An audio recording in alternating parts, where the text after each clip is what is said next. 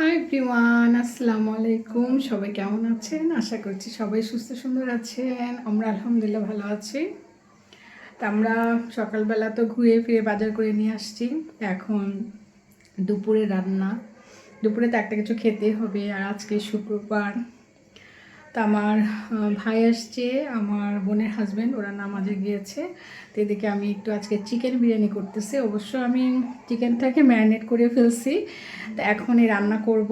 তো চলো রান্না করি। তারপর এই তো বোনের সঙ্গে সুন্দর সময় কাটছে, সেগুলো আমি আপনাদের সঙ্গে শেয়ার করছি। তো চলুন যাওয়া যাক। আজকে আমাদের দুপুরের খাবার হবে চিকেন বিরিয়ানি, যেটা আমি রান্না করছি। তবে 1 ঘন্টা আগে ম্যারিনেট করে রেখে দিয়েছি। দেখেন কত সুন্দর কালার হয়েছে।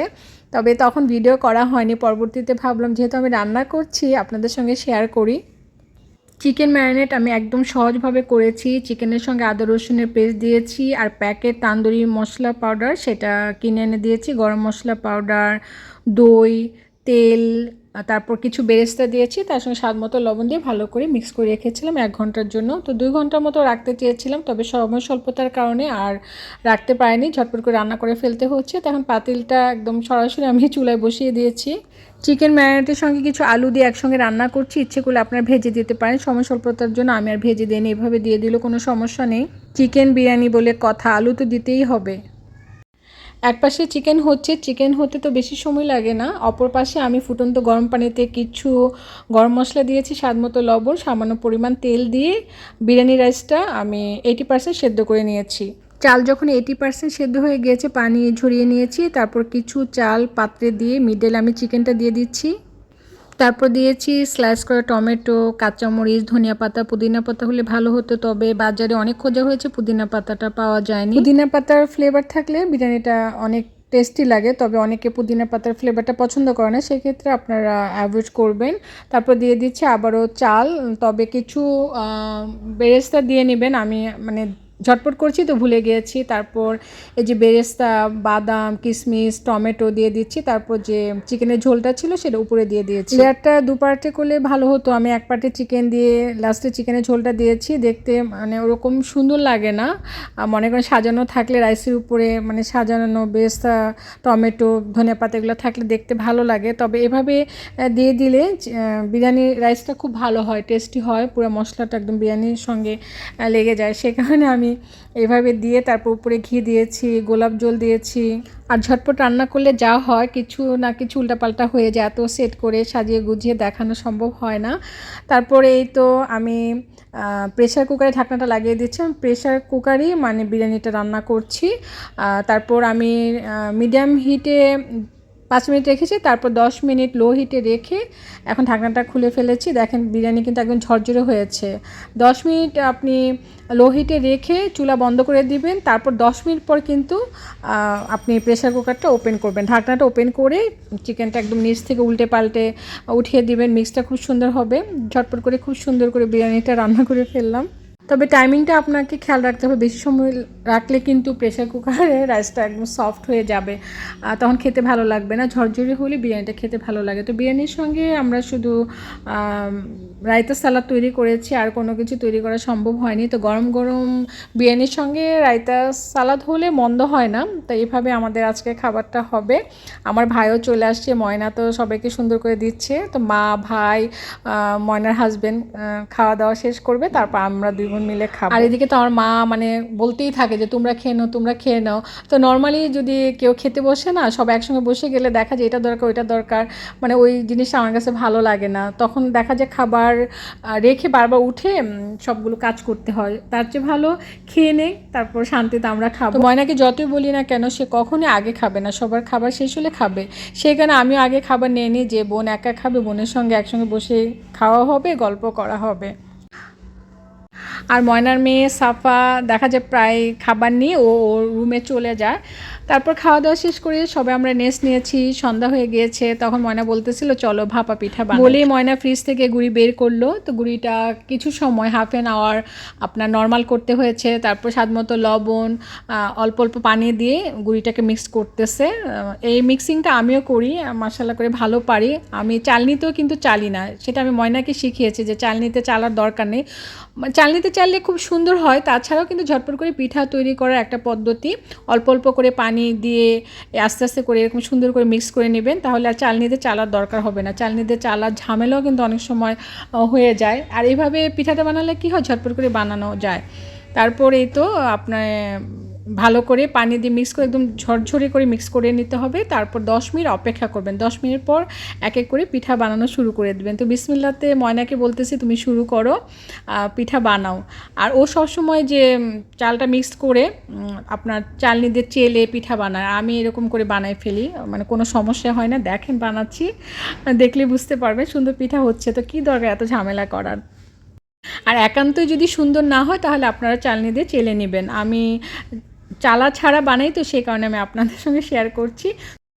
ও আরেকটা কথা বলা হয়নি, যে এখানে যে আমরা নারকেল গুড়টা দিচ্ছি সেটা একসঙ্গে মিক্স করে নিয়েছি। গুড়টাকে একটু পানি দিয়ে শিরা করে তার মাঝে আমি ড্রাই নারকেল দিয়েছি, নারকেল গুঁড়া দিয়ে ভালো করে নেড়ে চেড়ে নিয়ে নিয়েছি। এইভাবে কিন্তু অনেক সুবিধা, একটু গুড় একটু নারকেল দিতে হয় না, একসঙ্গে দিয়ে দিলে এই পুরটা অনেক ভালো হয়।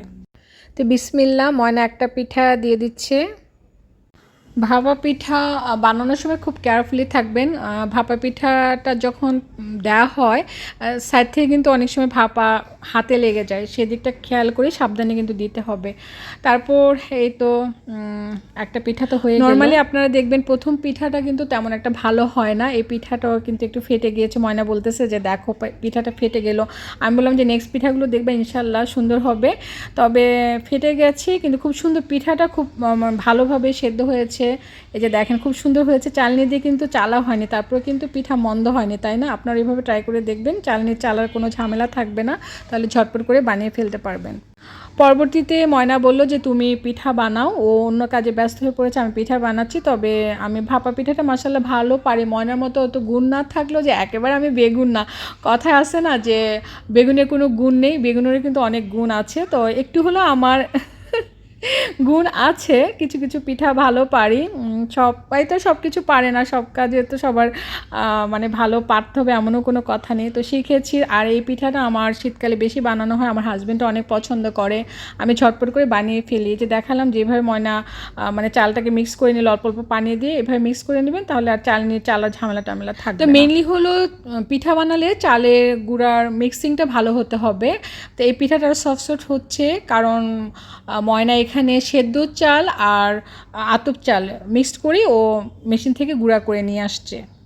চাল 1 ঘন্টার মতো ভিজিয়ে ধুয়ে পানি ঝরিয়ে শুকিয়ে কিন্তু মেশিনে গুঁড়া করে নিয়ে আসছে। তারপর আবার একদম আতপ চাল ড্রাই চালটাও ও গুঁড়া করে নিয়ে আসে, ওইটা দিয়ে তেলের পিঠা বানায়। আপনি নানা রকম পিঠা বানাতে পারেন সঙ্গে ময়দা মিক্স করে, ওইটা ও পছন্দ মতো ও বানায়। কিন্তু ভাপা পিঠার জন্য আপনি আতপ চাল আর সেদ্ধ চাল দুইটা যদি মিক্স করে আপনি মানে তৈরি করে নিয়ে আসেন, তাহলে দেখবেন যে পিঠাটা সফট হবে। গরম গরম ভাপা পিঠা, অনেক সময় লাগছে, অনেকগুলা পিঠা বানাইছি। মানি আমার মা আমার ভাই সবাই খেয়ে ফেলছে, আর ময়না আমি বাকি, মানে লাস্ট পর্যায়ে আমাকে হাত দিতে হয়েছে। ময়না প্রথম বানাইছে, তারপর আমি অনেকগুলো পিঠা বানিয়ে নিয়ে আসছি। গরম গরম পিঠা খাবো। শীতকাল তো এত মানে একদম ধোয়া গরমটা নাই, কিন্তু অনেক গরম, তো একটা একটা করে বানিয়ে নিয়ে আসছি। আর এই যে একটা ডিজাইন হয়েছে আমাদের, যে ঢাকনাটা দিয়ে বানাইছি, 3x3 রকমের ডিজাইন হয়েছে। এই যে ভিতরে গুড়, এই যে ভিতরে গুড়। শীতের পিঠা আমরা অলরেডি, কোথায় ময়না আসো, আসছো যা, আসো আসো গরম গরম খাও। ময়নার বাসায় এসে তেলের পিঠা, পাটিসাপটা, তারপর আর কি ভাপা পিঠা, চাপটি পিঠা, অনেক পিঠা খাওয়া হয়েছে। এখনো বলছে আরো অনেক অনেক পিঠা বানাবে সে, কিন্তু আর থাকতে পারতেছে না, আমার চলে যেতে হবে। চামচ দিয়ে পিঠা খাবা? আচ্ছা, তো মুসার মতো অবস্থা। ভাপা পিঠা নাকি সে চামচ দিয়ে খাবে। No thank you. তো অনেকদিন থেকে বেড়াচ্ছি, অনেক ধরনের খাওয়া হয়েছে, এখন বাসায় যেতে হবে। তো ও বলতেছে যে এখন আর অনেক আইটেম বাকি থাকার জন্য সম্ভব না, নেক্সট টাইম আসলে খাবো। আর নয়তো ময়না আমার বাসায় গেলে বানানো হবে, খাওয়া হবে। বিসমিল্লাহ। শীতের পিঠা, অনেক পিঠা খাওয়া, শীতকালে কিন্তু সবাই কম বেশি পিঠা খায়। তা আমরা এবার পরপর অনেক পিঠা খেয়ে ফেলছি। বিসমিল্লাহ। কি মজা। হুম। ময়না আমি দুজনে মিলেই বানাইছি।